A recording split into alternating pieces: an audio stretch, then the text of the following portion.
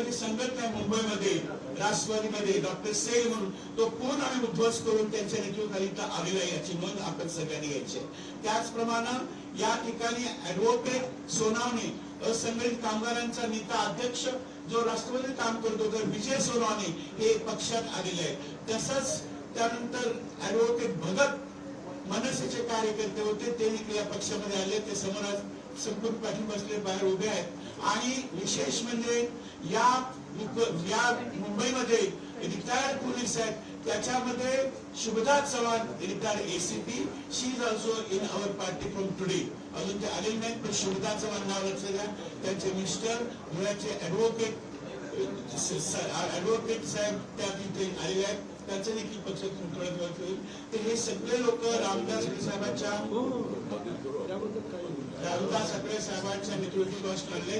मी निश्चितपणे आपणास वचन देतो की कोणती पण राजकीय अभिनयशैलीसाठी नाही पण लढवय या कार्यकर्त्याबरोबर आम्ही लढवय कार्यकर्ते परत समावेश झाले. त्याच्याबरोबर मी निश्चितपणे आठवले साहेबांच्या मनापासून आभार व्यक्त करतो. तुम्हाला देखील सगळ्यांचा आभार व्यक्त करतो.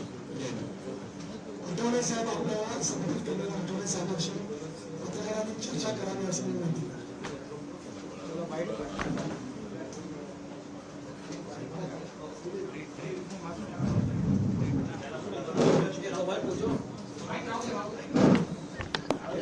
बोला रे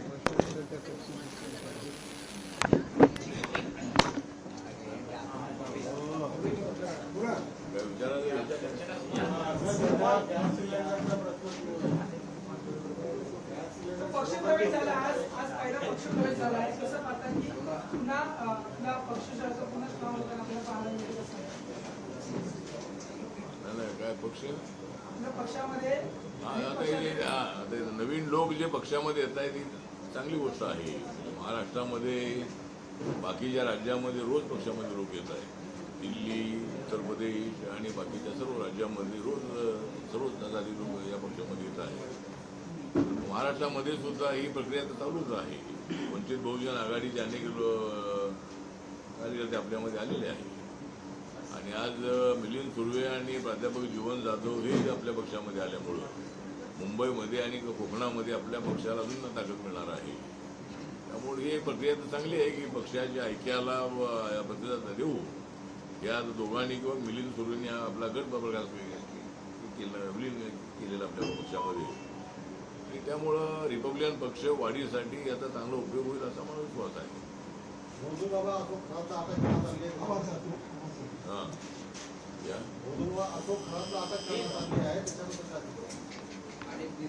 नाही अशोक काय मराठी हिंदी सांगायचं मराठी हां तर अशोक खरात आता गेलेले त्यांच्या घरात. त्यांचं घर जे होतं ते घर हे जेल होतं. आणि अशा पद्धतीची कामं केल्यानंतर जेलच्या घरात जावं लागतं. एक तर अशोक खरात यांच्या बंधुगिरीचा मी निषेध करतो. आणि अशा बंधुगिरीला पाठिंबा देणारी भूमिका आमची अजिबात नाही. आम्ही बाबासाहेब आंबेडकरांचे अनुयायी आहोत. आम्ही बुद्धिस्ट आहोत. आणि अंधश्रद्धेवर विश्वास ठेवायचा नाही ही आमची भूमिका आहे. त्यामुळे एखादा बाबा जो आहे तो श्रद्धाळू असणारा किंवा असा भविष्य आपल्या शास्त्रीय पद्धतीनं बघणारा जर तो भविष्यकार असेल तर ठीक आहे. कारण भविष्य शास्त्र आहे.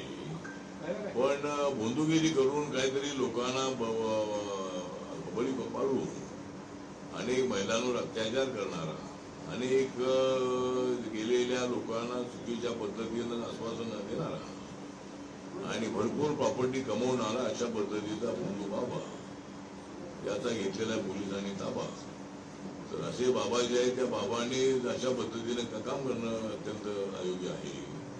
त्यामुळं मला वाटतं की SIT चौकशी करत आहे. माननीय देवेंद्र फडणवीस यांनी अत्यंत चांगली ऍक्शन घेतलेली आहे आणि या प्रकरणाची संपूर्ण सखोल चौकशी करण्याचे आदेश घेतलेले आहे. आणि पोलिसांच्या माध्यमातून त्याची चौकशी पूर्णपणे होत आहे. आणि या खरात बाबाचं साम्राज्य उद्ध्वस्त करण्याचं जे काम आहे हे काम नक्की राज्य सरकारच्या वतीनं होत आहे. दुसरा प्रश्न इतका होता की अनेक नेते त्यांच्यासोबत होते म्हणजे त्यांच्यासोबत फोटो होते त्यांच्या खरात सोबत. तुम्हाला राजकीय दृष्ट्या अशी घेतली भेटतात त्याच्यावर तुम्हाला काय वाटतं? नाही, माझा फोटो अजिबात या ठिकाणी नाही. त्यांचे फोटो असतील, परंतु आता एक तर एखादी श्रद्धा म्हणून कुणी जात असेल तर कदाचित त्या नेत्यांना काही माहित नव्हतं की बाबाच्या ऍक्टिव्हिटीज काय आहे त्या.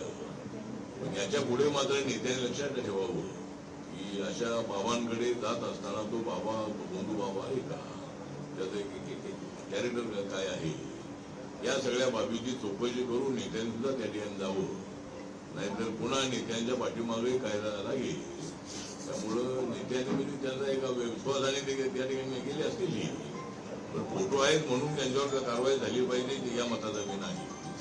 परंतु त्या सर्व त्या ट्रस्टशी त्यांच्या ऍक्टिव्हिटीशी ज्यांचा संबंध असेल त्यांच्यावर मात्र सखोल चौकशी करून कारवाई झाली पाहिजे असं आपलं मत आहे. मला सोडून प्रश्न होता, पक्षाला सोडून प्रश्न होता. आपली राजकीय कारकीर्द फार मोठी आहे. इतके वर्ष राजकारणामध्ये आपल्याला काही अनुभव आहे? माझी जी कारकीर्द आहे ती कुठल्या बाबाकडे न जाता माझ्या पाठीमाग बाबासाहेब आहे. त्यामुळे मी कुठल्या बाबाकडे जात नाही आणि कुठल्या बाबाकडे जाऊन आपल्याला काही मिळणार आहे असं नाही. त्यामुळं मी या राज्यसभेच्या संबंधामध्ये सुद्धा मी माननीय नरेंद्र मोदी साहेबांना बोललो नव्हतो, अमित शहा साहेबांना बोललो नव्हतो. तर मला प्रत्येक वेळेला मला सन्मान मिळालेला आहे. महाराष्ट्राच्या सरकारमध्ये असताना मी इथं मंत्री झालेलो आहे. त्यावेळेला मी कुठल्या बाबाकडे गेलो नव्हतो. उलट बरेच बाबा मला भेटण्यासाठी येतात, परंतु मी अजिबात कुठल्या बाबाकडे जात नाही. त्यामुळे माझी पार्लमेंटमधली भाषणं ऐकून अनेक बाबा म्हणतात की आम्ही तुमचे फॅन आहोत. मी त्यांना सांगितले मी अजिबात तुमचा फॅन नाही. त्यामुळं ठीक आहे, जर माझा तुझा प्रश्न विचारलेला आहे तर मी अशा अंधश्रद्धेवर माझा विश्वास अजिबात नाही. राजकारणामध्ये काही मिळालं तर ठीकच आहे. आणि मी मंत्री होतो तरी लोक माझ्यासोबत होते, मंत्रीपद महाराष्ट्रात गेल्यानंतर लोक माझ्यासोबत होते, नंतर खासदार असताना माझ्यासोबत लोक होते, खासदार नसताना माझ्यासोबत लोक होते, पुन्हा केंद्रात मंत्री झाल्यानंतर लोक माझ्यासोबत आहे. त्यामुळं सत्तेवर मी असो की नसो, माझ्या पाठीमागे कार्यकर्त्यांची एक मोठी बरी महाराष्ट्रामध्ये आणि देशभर ही सातत्यानं माझ्या पाठीशी उभी राहिलेली आहे.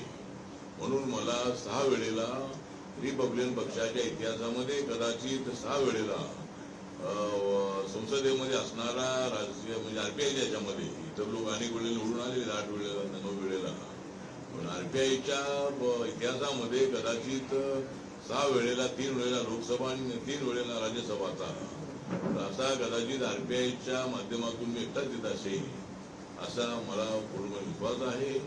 आणि मी कुठल्याही बाबाच्या नादाला लागत नाही आणि कुठलाही बाबा माझ्या नादाला लागत नाही. मागासवर्गीय विद्यार्थ्यांच्या संदर्भात प्रश्न आहे. अण्णाभाऊ साठे विकास महामंडळाअंतर्गत मागासवर्गीय विद्यार्थ्यांना मिळणारे शैक्षणिक कर्ज गेल्या 2 ते 3 वर्षांपासून प्रलंबित आहे. त्यामुळे परदेशात शिक्षण घेणाऱ्या अनेक विद्यार्थ्यांचा प्रश्न ऐरणीवर आहे. त्यामुळे पालक पण चिंतेत आहेत. मागील विद्यार्थ्यांनी घेतलेले कर्ज परत न केल्याने आणि केंद्र सरकारने निधी दिला नाही असं एकंदरीत कारण याच्यामध्ये पुढे येत आहे. हा, तर आपण प्रश्न विचारलेला अत्यंत महत्वाचा आहे. जरी आहे की केंद्राने पैसे दिलेले नाही, कारण NSFDC जी आहे त्या NSFDCचा नियम असा आहे की राज्य सरकारने त्यांना गॅरंटी द्यायची असते.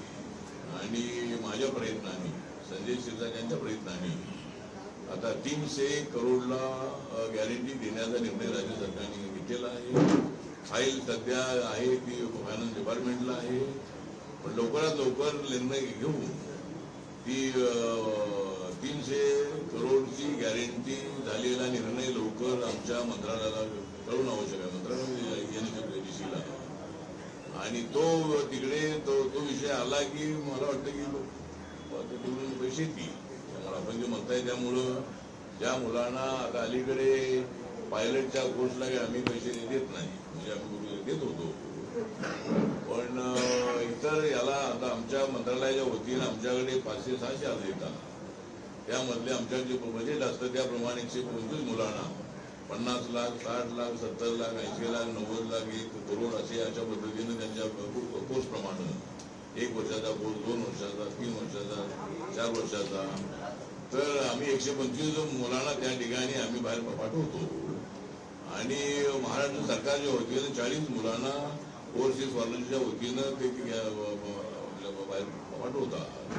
आपण तिथे सांगितलं की अडचण आता आहे, तर ते आता आमचा प्रयत्न चाललेला आहे. लवकरात लवकर गॅरंटीचं पत्र दिलेलं आलं की निधी पाठवायचा आणि मुलांची जी अडचण झालेली आहे ती अडचण दूर करायची असा आमचा प्रयत्न आहे. सरकार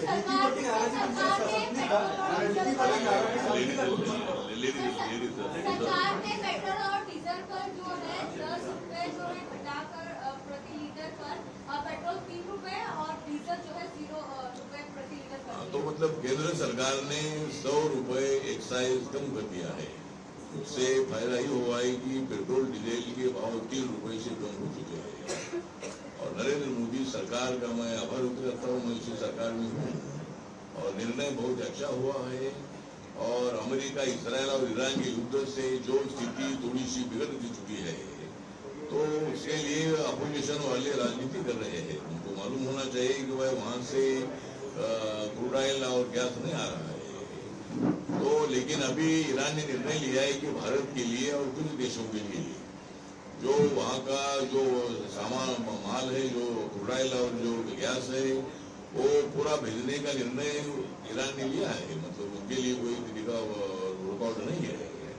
तो एक अभी कोई डीजल का और पेट्रोल का, गैस का कमतरता नहीं पकड़ेगी. और मुझे लगता है कि केंद्र सरकार के निर्णय से भी बहुत अच्छा हुआ है. और अभी मुझे लगता है कि पूरा जो पेट्रोल, डीजल, क्रूड ऑयल और गैस है, ये बड़ी संख्या में इधर आएगा और लोगों को बिल्कुल इसकी तकलीफ नहीं होनी चाहिए. सबके घर में गैस सिलेंडर मिलेगा और हर पेट्रोल पर गैस मिलेगा, पेट्रोल पंप पर, और डीजल पेट्रोल भी सभी जगह पर मिलेगा. सर, जम्मू कश्मीर में, भारत के जम्मू कश्मीर में नेशनल कॉन्फ्रेंस के एमएलए फारूक अब्दुल्ला पार्टी के एमएलए जो है प्रोटेस्ट कर रहे हैं. अली खमनाई की मौत पर प्रोटेस्ट कर रहे हैं. किस तरह से देखते हैं आप? क्या कह रहे हैं? अली खमनाई की मौत पर जो है जम्मू कश्मीर में फारूक अब्दुल्ला की पार्टी प्रोटेस्ट कर रही है. इराणच्या पंतप्रधानांच्या मंत्रिपरिषदेमध्ये प्रोटेस्ट करण्यात आली.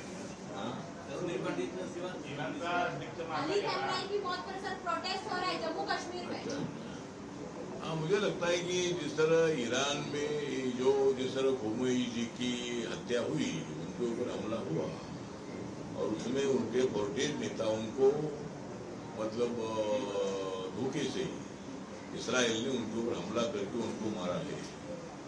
तो मानवता के दृष्टिकोण से ये बात अच्छी नहीं है.